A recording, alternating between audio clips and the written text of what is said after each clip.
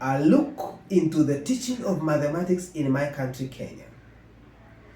May I say that I am one person who decided to delve deep into the mathematics environment in my country, Kenya, in as far as teaching and learning is concerned. Mathematics being the only subject that I enjoy to passionately engage in my early school life, primary school to be precise.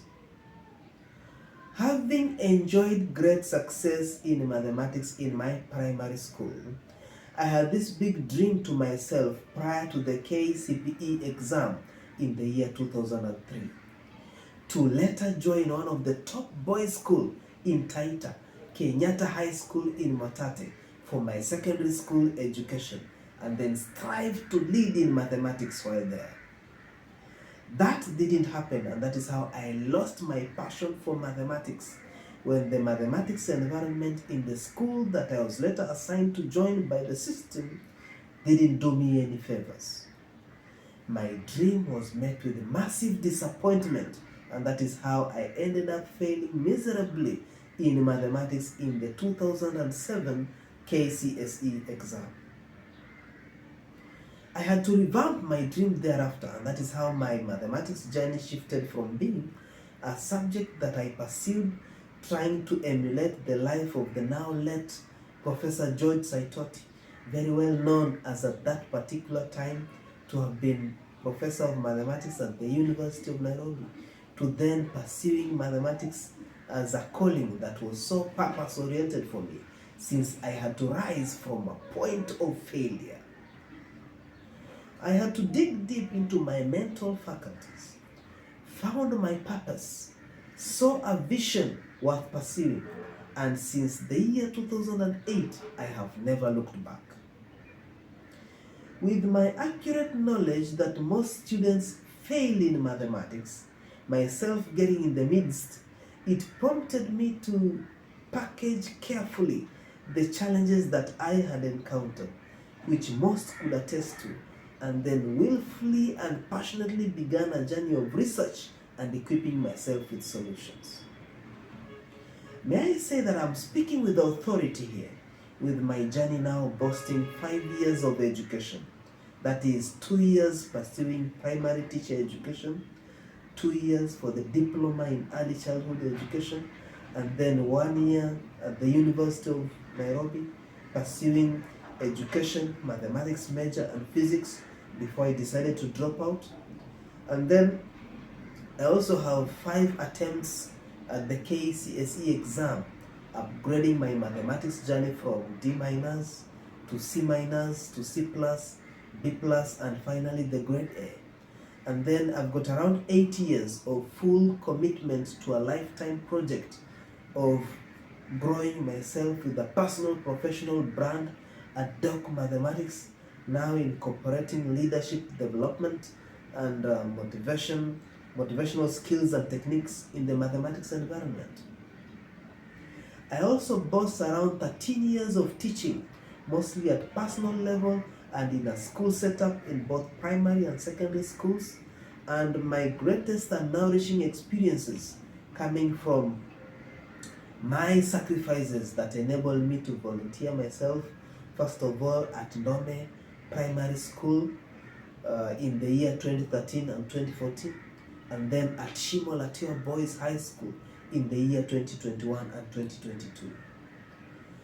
Then my biggest sacrifice to my upgrading journey came in the year 2016, 8 years after completing my secondary school education, having a P1 certificate, that is the primary teacher certificate, diploma in early childhood education.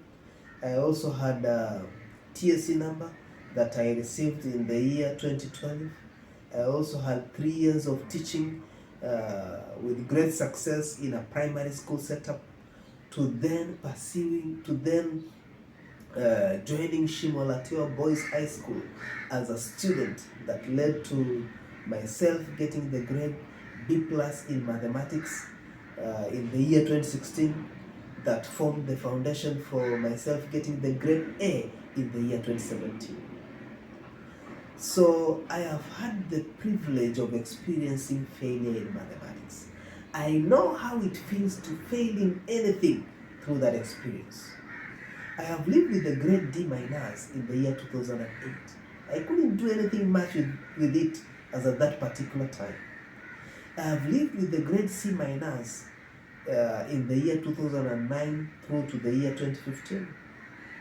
I have lived with the grade C plus in the year 2016, the grade B plus in the year 2017, and since the year 2018, I have been living with the grade A ingrained in my mind and heart.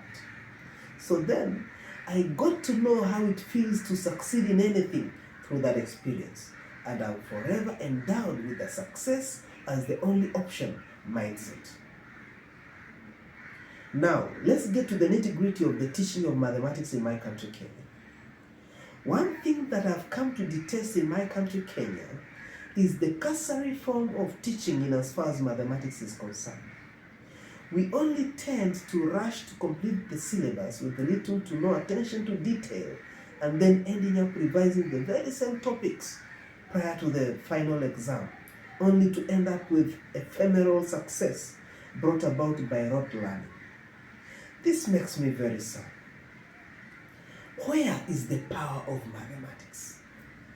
Where is the beauty of mathematics? What are the goals and objectives of mathematics education? Is it not for the student to know how mathematics contributes to his understanding of natural phenomena? Is it not for the student to understand how to make use of mathematical methods to investigate, interpret, and make decisions in human affairs?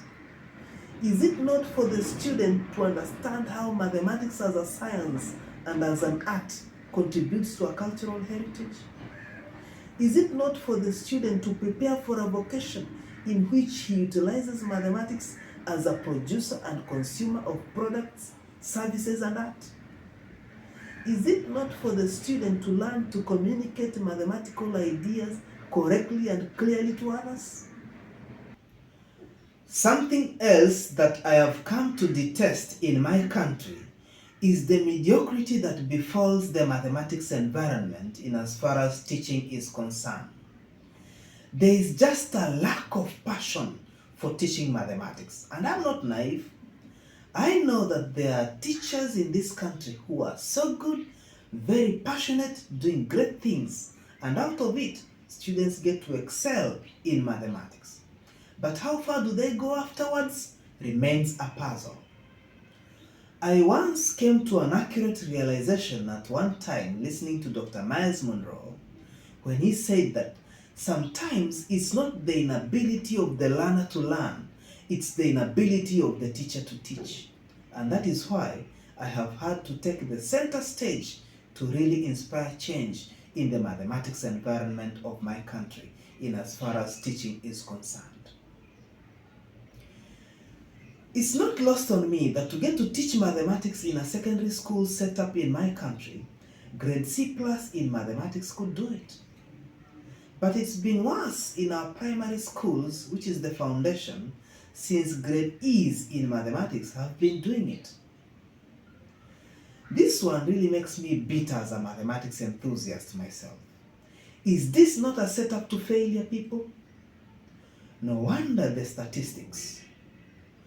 I once asked myself this question after so many attempts trying to pursue a mathematics course, all ending up in vain with my low grades in it. Why do you set me up to fail and then call me a failure when I actually do? It's just like putting a seed on a tile floor for a long period of time and then wonder why germination is not taking place. I didn't choose the environments that led to my failure. I didn't choose my teachers. My dream required special environment for it to thrive, which is what I didn't get during my time. How I wish that the person that I am now could have been my teacher back then. My situation could have been different, and so is to many others. But then I came to this accurate realization that the future of a seed is in the seed. And so the day that I discovered my purpose I automatically knew the right environments to be in and started germinating. And since that time, any other person's opinion apart from my own has been none of my business, and you cannot change that in 100 years.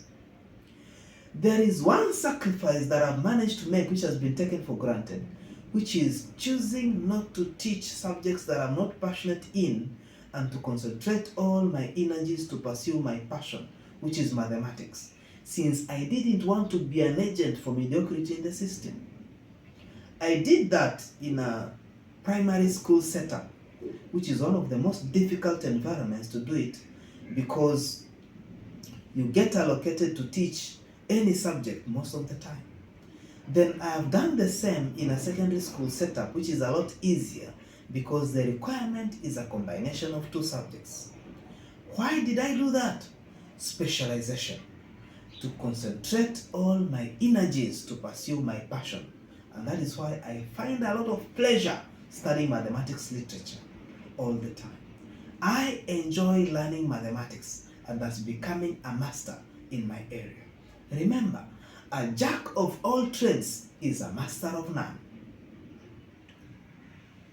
In the book, Guidelines for Teaching Mathematics by Donovan A. Johnson, Professor Arnold Ross is quoted suggesting that the beginning teacher teaches all he knows and more. The experienced teacher teaches all he knows. The master teacher selects from what he knows material appropriate to his students. Then Donovan went on to add the fourth by suggesting that the creative teacher must motivate his students, communicate his knowledge to them, and then guide them to discover ideas. The three components that form the foundation for my personal professional brand at Doc Mathematics. That is leadership consultant, motivational speaker, and mathematics teacher. So then, let me pose these three questions for us to ponder. How can you become a creative teacher in the field of mathematics if you don't love or find fulfillment in engaging in mathematics activity? How will you tap into different strategies for teaching mathematical concepts? How will you be up to the minute with the current trends in school mathematics? No wonder the mediocrity. I am of the strongest belief that to have an inspiring mathematics environment, my students as a mathematics teacher should be instilled with some of my love for teaching and the mathematics itself. Considering one of the portraits of an ideal mathematics teacher as per Donovan's theory is that the ideal mathematics teacher has high academic ability, broad cultural interests, and a storehouse of information. He is dynamic, friendly, sincere, and enthusiastic. He understands young people and accepts the responsibility of educating them to their maximum potential. He has respect for excellence and respect for others. He can direct and control students' activity through his strength of character and his leadership ability. And that is why my leadership ability should be up there with the best. My ability to motivate and inspire students should be up there with the best too.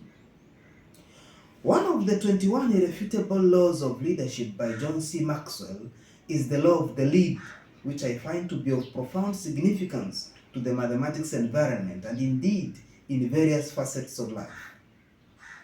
If you are a 5 out of 10 average, your teaching won't go higher than who you are. You will produce below 5 or 5 at best because nothing that you lead can go higher than your leadership lead. How well you are as a teacher determines how well you teach and how well you succeed. Is your leadership lead poor, fair, average, good, or excellent? Mathematics teaching and learning has become a grind to so many of us and a distasteful activity lacking intellectual flavor in my country, Kenya. This makes me very sad. I hate mediocrity, and remember, you can be experienced in mediocrity. I once had an experienced teacher who told me that a teacher is professional documents. This just doesn't make sense to me. Having proper, well-kept and updated professional documents doesn't make a great teacher, which is not to mean that they are not important because they show the plan. But if they are not corroborated with massive action, then they are just a formality. My research on leadership has shown me that true leaders do not carry a map, they carry a compass. All I need is to know my true north, which is a proper mathematics environment that can allow each individual student to maximize on his mathematics potential. And then I show up with my knowledge, expertise, time, discipline, dedication, passion, and love for mathematics in the context of my uniqueness to making the environment a success.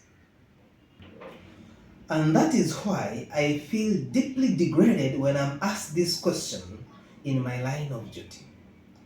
Have you completed the syllabus? This question sounds very average to me. Why? Because anybody in the mathematics environment can claim to have completed the syllabus, even if he or she ended up talking to himself or herself. I am the last person that you can convince with that statement because I was taught by teachers who must have claimed to have completed the syllabus, I guess. But then the whole class failed miserably in mathematics, myself getting the grade D- and the best grade being a D+. That really shows clearly that the mathematics environment lacked a balanced diet.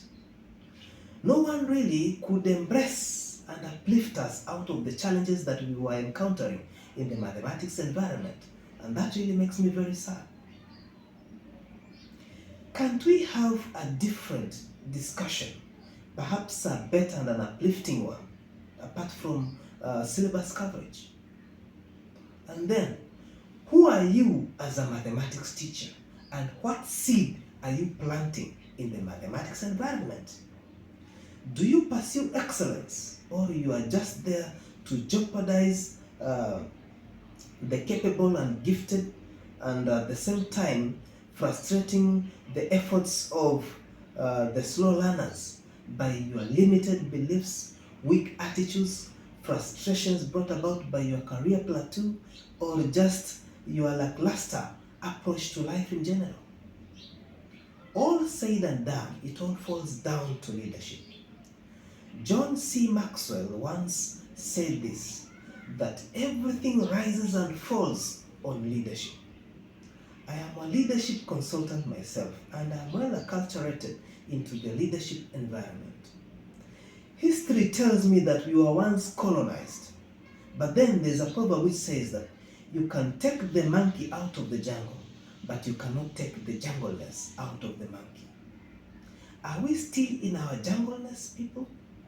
Deeply rooted in slave mentality? I look at it this way. We seem to be operating in the constraints of a leash tied to a pillar of poor self-concept, low self-esteem, self-doubt, and a lack of ambition and creativity, such that no matter what we do, it can only be to the farthest stretch of our leash and not beyond. You see, what brings about lack of ambition is you knowing that no matter what you do, there is only one thing that you can end up becoming. It's like your destination is sealed. So then, we end up with what I call fit-in programs, where purpose is not in the configuration to the detriment of the standout programs. We end up burying our own potentials, losing the essence of our existence, only to turn up as job seekers and whose value and significance is at the mercy of the employers and the system. What a lousy life to live, waiting for people to retire or die to take on the positions that they held. Sometimes we will have to participate in our own rescue because the challenges will be as transparent in the new educational system as they were in the old educational system. Why am I saying so? Because the major problem is, first of all, us the people, then the systems. Dr. Miles Monroe once said that a new house doesn't make a new marriage. And that is for us to reflect. My name is Docta Titus, and I operate in the context of a personal professional brand with my main aim to unleash the potential of each individual by inspiring purpose and uniqueness, to love and enjoy the mathematics environment as an agent for thinking big, and to instill the discipline necessary to succeed for global positive impact. This is the mathematics environment that I believe in. I am unlimited. I am in my purpose, ladies and gentlemen. It doesn't matter how difficult it has been to be understood by the educational system of my country. Nothing really can hinder me from becoming the best version of myself and impacting the world positively with my gifts and talents. Like an eagle, I glide in storms. Being unqualified doesn't necessarily equate to being unfit. Just because I chose to take a different route to my destination doesn't make me low quality simply because you can't relate with it. I just do not pursue qualifications, but I am a voracious reader in my areas of interest. I pursue solutions, and I'm not naive. I know the educational environment of my country so well, and I've been to the top educational offices in my country, showcasing my brand, and I've got a lot to thank them for it. But then, just because we do good things doesn't mean we can't do great things. Just because we abide by the status quo doesn't mean we can't challenge it at times. I was born with mathematics ability, and I'm forever inclined to be that way. It comes naturally for me. You can't argue with passion, people. There is no obstacle that passion cannot overcome.